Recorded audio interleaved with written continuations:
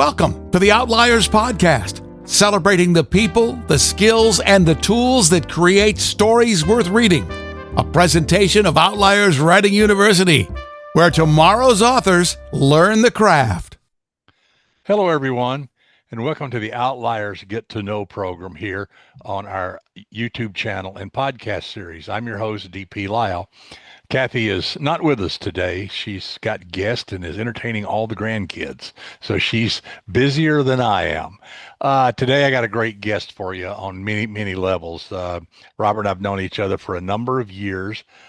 We are both from Huntsville, Alabama. We both went to the University of Alabama, Roll Tide. We have a lot in common in that respect, except I went to medical school and he went to law school. So he also has a degree in history, but that's another story. And we're here to talk to him about his literary career and his newest book. Robert, welcome to the show. Well, thanks so much for having me, Doug. I appreciate it very much, and certainly appreciate your support over the years.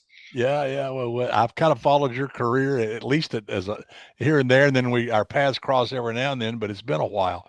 Well, I mentioned that, we both were born and raised in Huntsville, and I know from the time I grew up there in the 50s and 60s when it was a little town of like 30,000 people until what it is now is this massive behemoth and is the largest city in the state of Alabama. I didn't think I would ever say that.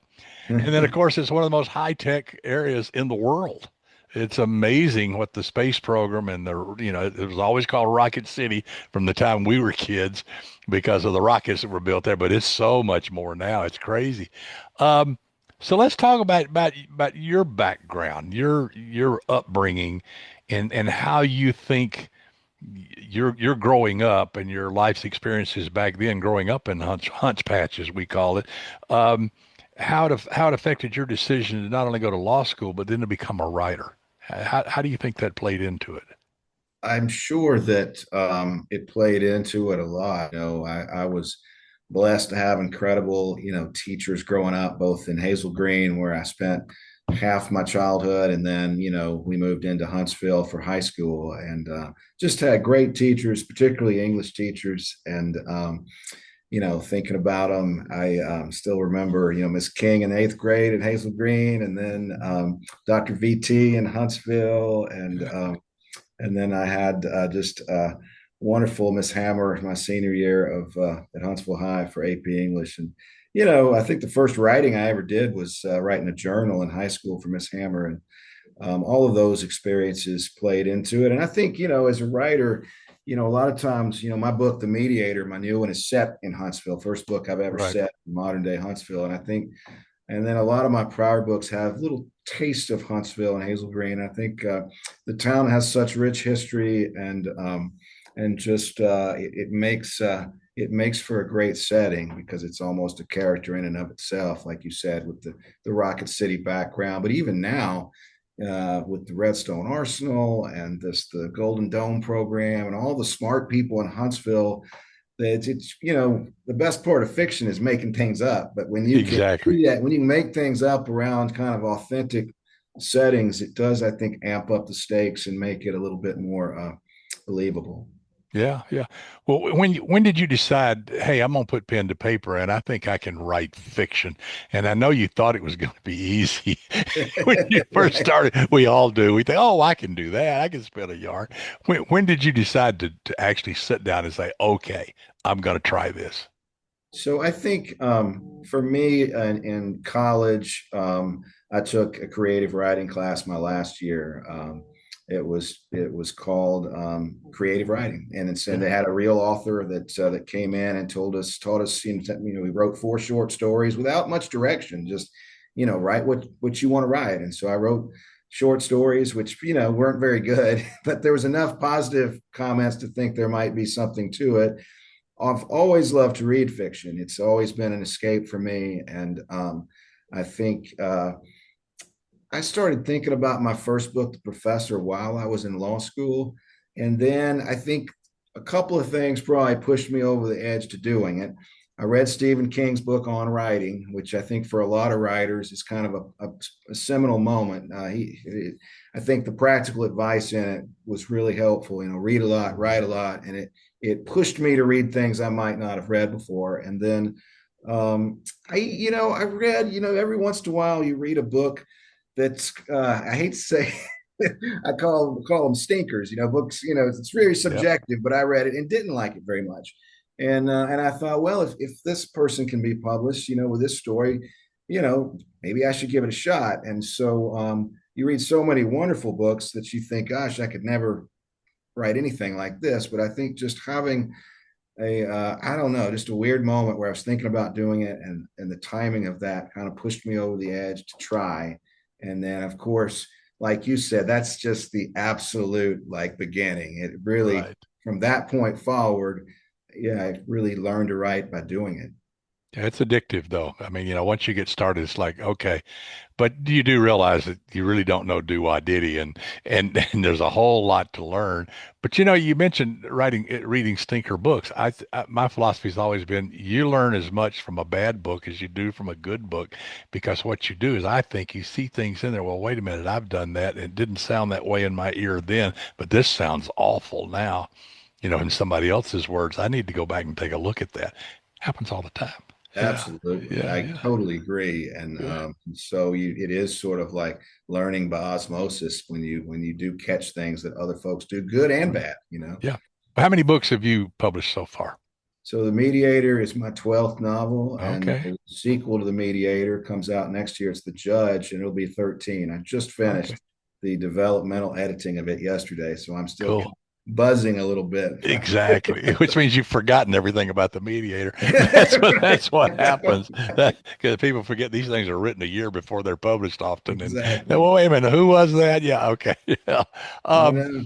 well, let me ask you this. If you could go back and tell yourself at book one, you're sitting there with that blank page the first time, the main thing that you've learned after a dozen, 13 books now, what would you tell yourself then? Hey, this is what you need to know.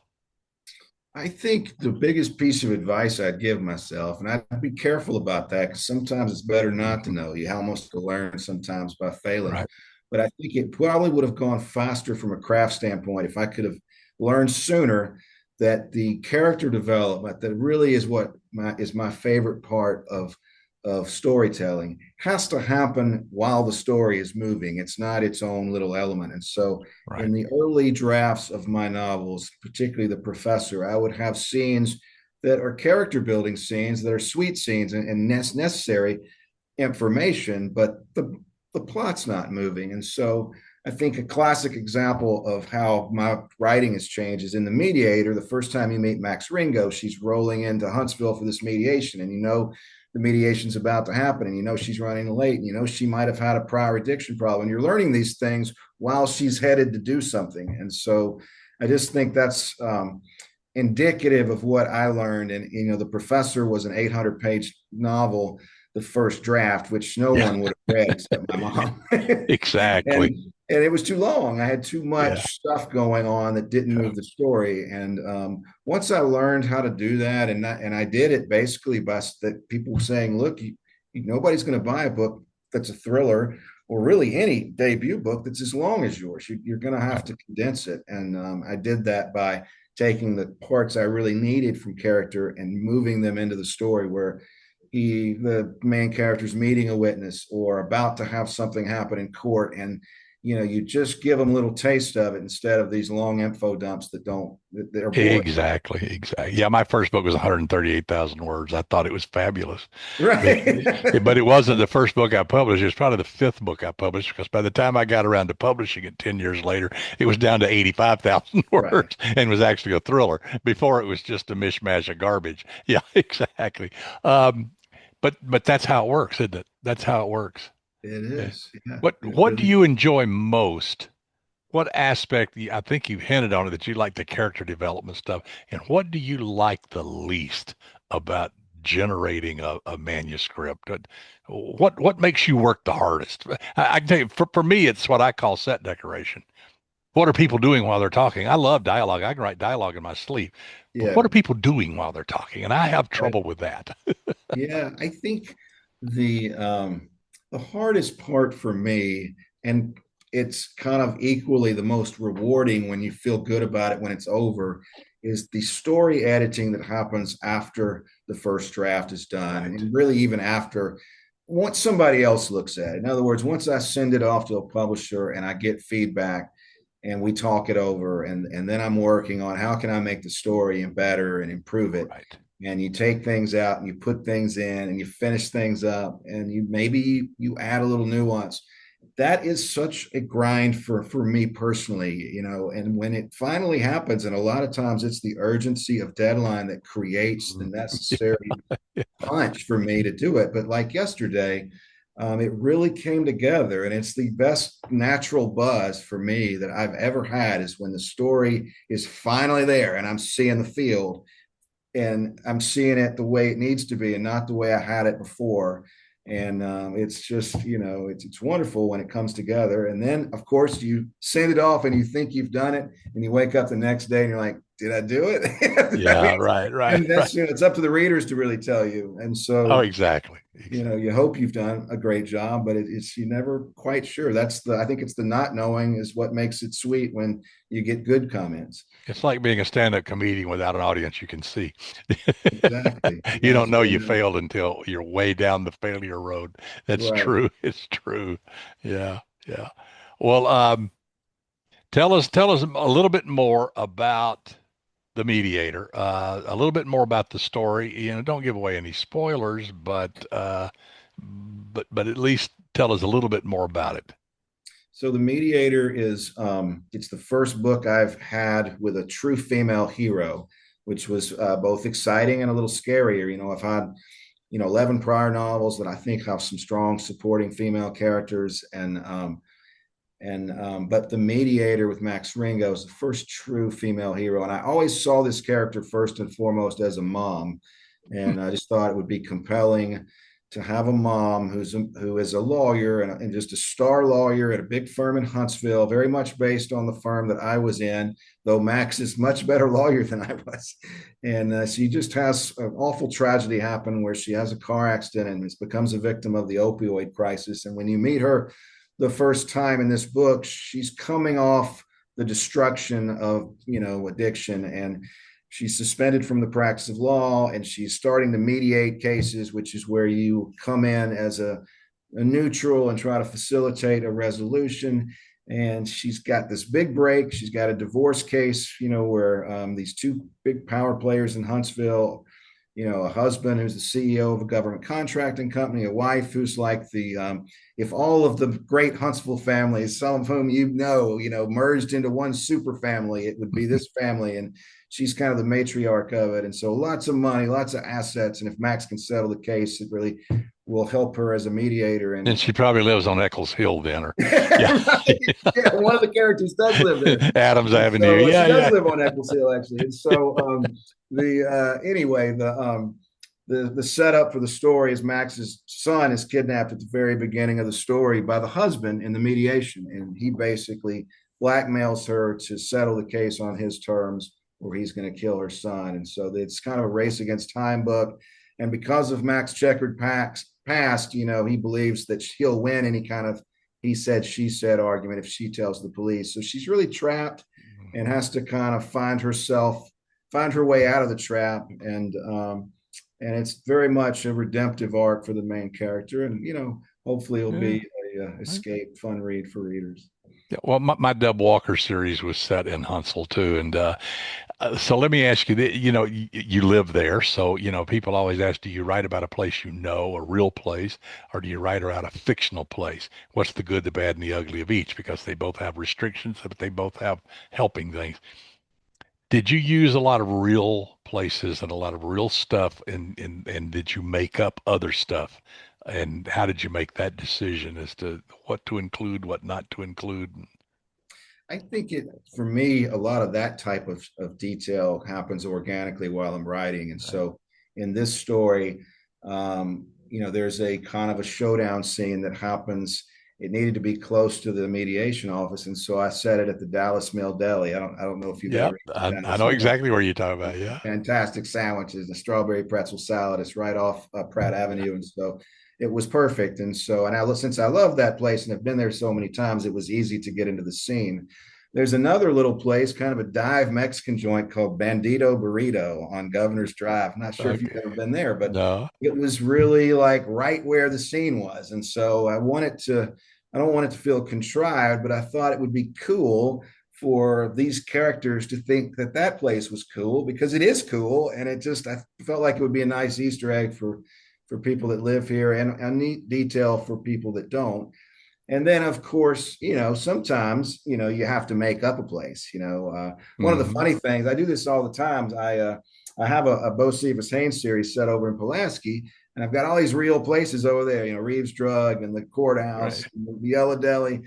But then people come up to me all the time asking me where the Sundowners Club is, which is exactly. Exotic dance club. And I'm like, well, there is no Sundowners Club. I made that one up. But, in one of my dub books, I had a scene at the Big Spring Cafe. I mean, that's only been there since I was like 4.